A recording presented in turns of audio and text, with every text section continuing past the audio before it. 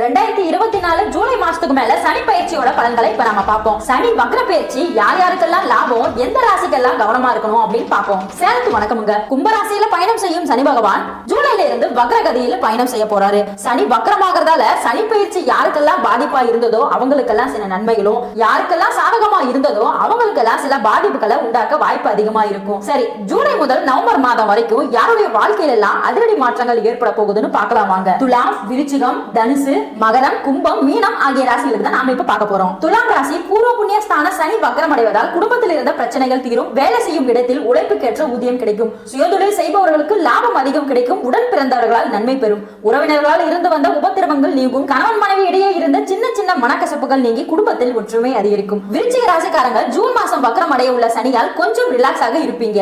கடனால கொடுத்த பணம் வராது என்று நினைத்த நிலையில் உங்களுக்கு வந்து சேரும். கணவன் மனைவி உறவு மகிழ்ச்சிகரமானதாக இருக்கும், பணப்புழக்கம் தாராளமா இருக்கும், தடை